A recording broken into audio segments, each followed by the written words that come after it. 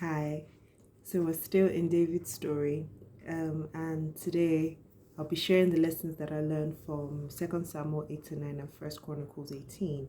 Um, uh, 2 Samuel and Chronicles 18 are basically the same story, like we've seen how, Chronicles gives an overview and 2 Samuel tends to give more detail.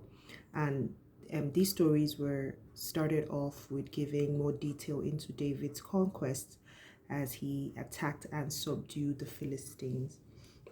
He also defeated the Moabites and made them his servants.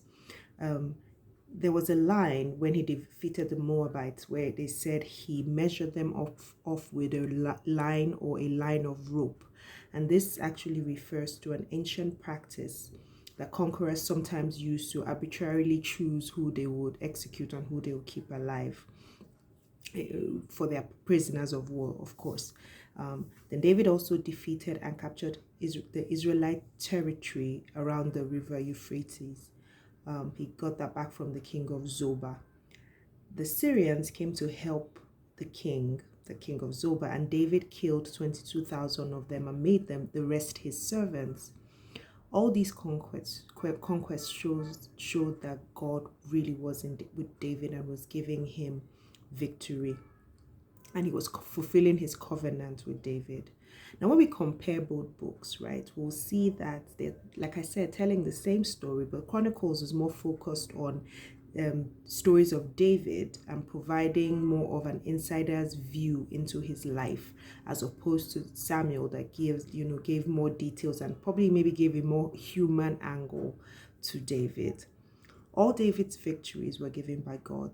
His conquests placed him at the head of a very large territory that needed a well-organized administration. So 15 to 18 and 14 to 17 give details of the members of his administration, that's in both books. And also, David gave God glory by dedicating the precious gifts given to him by other kings, the gold, the silver, and the bronze, to the Lord. In 2 Samuel 18:11, we see that, and as well as the spoils that he got from the wars. These materials and money from the spoils of these wars were later used by his son Solomon to build the temple, to use in making the holy vessels in the temple. Reminiscent of the Israelites and Egyptians, remember when they left Egypt and they plundered the Egyptians and took all their gold and their precious stones that was what they used to build the tabernacle while they were in the wilderness. In chapter 9, there we see that in ancient times, kings customarily exterminated all members of the previous dynasty as potential rivals. That was just standard practice. But here, David was a faithful king who ruled with integrity, and he didn't forget his covenant with Jonathan, even though Jonathan was dead. And he even went above and beyond his requirements by, seeking out his son Mephibosheth. Now, even though Mephibosheth had good reason to fear David when he sent for him, David showed him kindness and returned Saul's personal estates in the region of Benjamin to him, and united him and invited him to come and eat at his table, a special place of honor. Now, here's my lesson. Here's where I saw God in these stories. God is the ultimate covenant keeper. We see this displayed in the victories that he grants David by the way of honoring his promise. But much more than that, we see David mirror this act of God or this character of God by keeping his covenant to Jonathan. The way David treats Mephibosheth because of Jonathan is the same way that God treats us because of Jesus.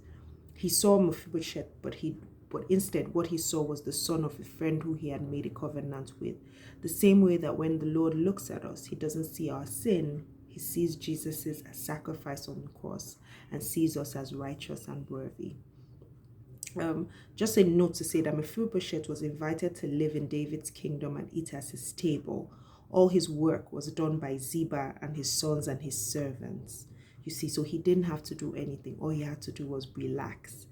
We enjoy unlimited grace and favor and eternal life with God because of Jesus. So I saw where this sort of mirrored what our reality would be, but on a bigger scale.